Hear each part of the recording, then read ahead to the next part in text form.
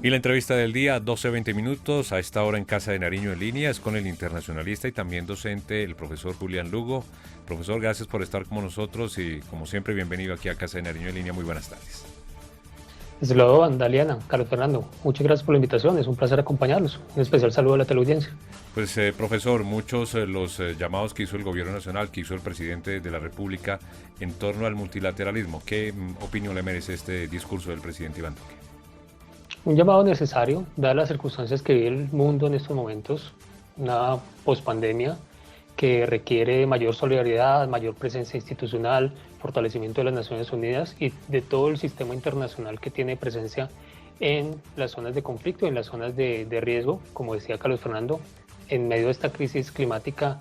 El multilateralismo y la institucionalidad es la mejor herramienta que podemos tener en estos momentos. Carlos Fernando.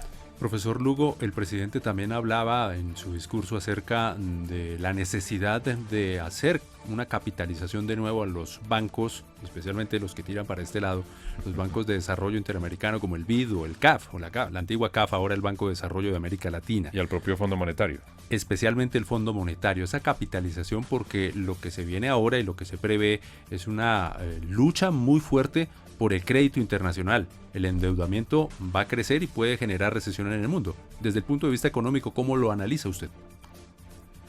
Sin duda hay un escenario volátil y muy riesgoso para los países en vías de desarrollo, países de renta baja y media, como lo puede ser Colombia. El crédito es cada vez más escaso, pero ante todas las condiciones de estos créditos son lo relevante acá. Importante llamado al presidente Duque para flexibilizar ese acceso y esas condiciones de crédito.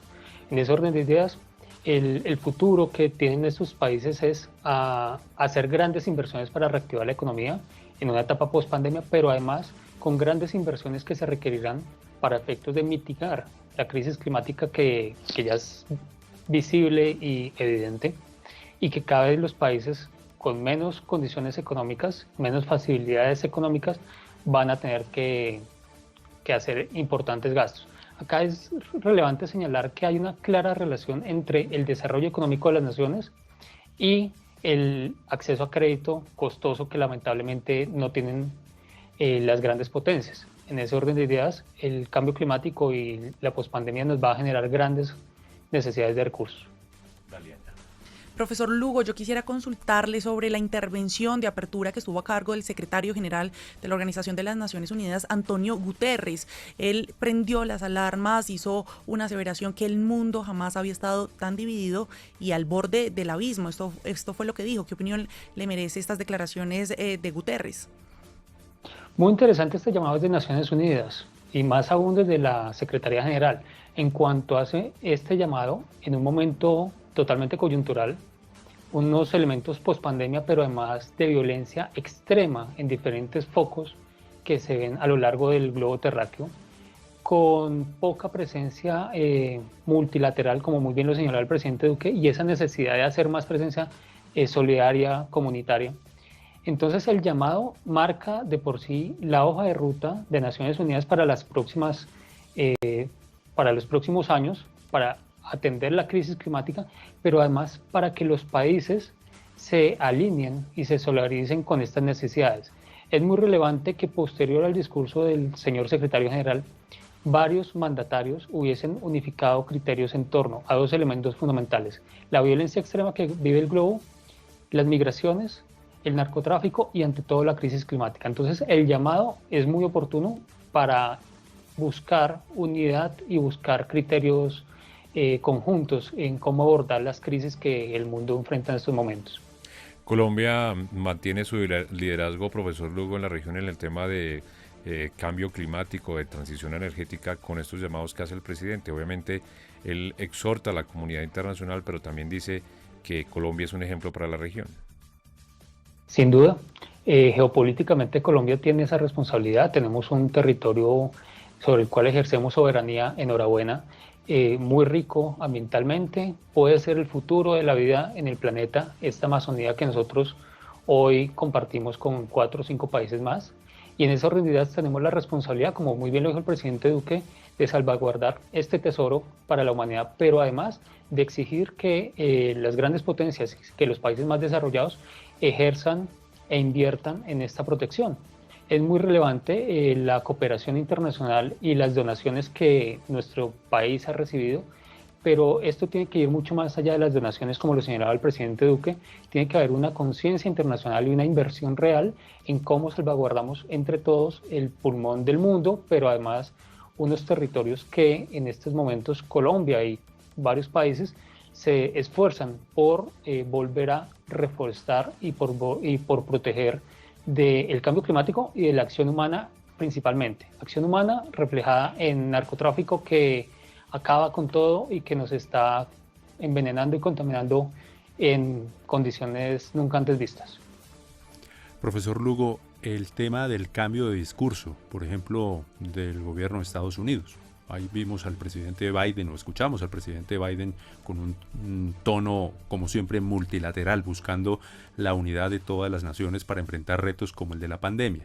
¿Qué pasa con la vacunación, con ese retraso preocupante de la vacunación, como lo dijo el presidente Duque, que está generando y va a generar nuevas variantes del COVID-19, el coronavirus? En África, el 90% de la población, como también lo ratificó el secretario Guterres, no han recibido siquiera la primera vacuna. Sí, aún así es muy diciente los discursos que se ofrecieron posteriormente, como por ejemplo el dignatario de Maldivas o de Uzbekistán, de Qatar, referente al sistema COVAX. Entonces, en ese sentido, se valida la importancia que tuvo en su momento que Colombia ya accedido a COVAX, y cómo COVAX hoy sigue siendo uno de los mejores mecanismos para llegar a los procesos de vacunación en países donde no ha habido acceso por economía o por disponibilidad a más vacunas. Entonces, Colombia ejerce ese liderazgo en COVAX y es muy diciente lo que otros dignatarios están señalando. Por otro lado, atándolo con el discurso del presidente Biden, enhorabuena, Biden cree en el multilateralismo y además en Naciones Unidas y en los diferentes organismos internacionales que podrían ayudar a que diferentes naciones tengan acceso a las vacunas. No en vano, Colombia en su momento recibió donaciones de diferentes estados en cuanto a vacunas, pero va a llegar el momento en que podamos nosotros igualmente ofrecer donaciones de lo que ya habíamos comprado previamente. En ese orden de ideas, el llamado es a que naciones grandes y economías pujantes como las de Estados Unidos, China y la Unión Europea donen de forma inmediata, pero además transparente y sin mucha negociación política, a los estados más necesitados, a los países más pobres, estas vacunas, porque de lo contrario nunca vamos a salir de esta pandemia.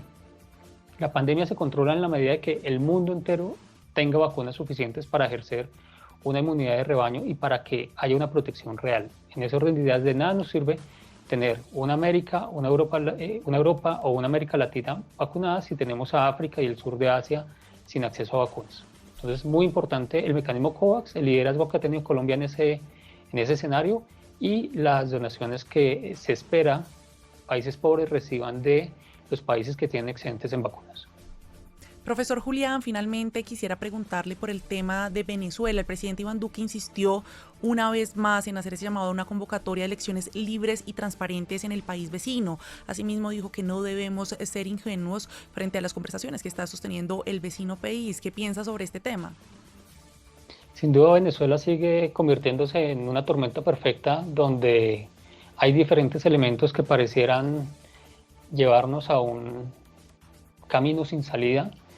Yo soy una de esas personas que no coloca mucha esperanza en los diálogos que se desarrollan en México por cuanto es postergar y alargar las condiciones que benefician al régimen en estos momentos gobernante de ese territorio. No hay que ser ingenuos frente a esos resultados y no hay que permitir que eso se siga postergando, toda vez que los resultados no van a ser los que la comunidad internacional espera. Aún así, como decía el presidente Duque, el camino que debemos tomar es el de la democracia, el de la legalidad, y en ese orden de ideas, elecciones claras, transparentes y vigiladas ante todo es lo que esperamos la comunidad internacional e incluso los colombianos en general. Pero hay que señalar que en últimas, la migración venezolana, que enhorabuena Colombia ha aceptado y ha recibido con buenos ojos y con regularización, va a tener que finalizar porque en últimas el Estado de Venezuela, el país venezolano, solo lo pueden recuperar los propios venezolanos. Y cada vez que el país se va desocupando y va quedando con menos gente que lidere estos procesos de cambio, que ponga cara al régimen y que esté interesado en recuperar su país, cada vez va a ser más difícil. Entonces el llamado es a ser precavidos respecto a los diálogos de México, a no caer en sobre optimismo en ese sentido y en llamar al pueblo venezolano para que en la medida que pueda ejercer presión al interior del país lo haga, porque desde afuera no es mucho lo que la comunidad internacional pueda realizar. Pues profesor Julián Lugo, docente y reconocido internacionalista, como siempre, mil gracias por estar aquí en Casa de Nariño en línea, por sus comentarios. Muchas gracias por la invitación y espero que tengan una feliz tarde la teleaudiencia. Casa de Nariño en línea.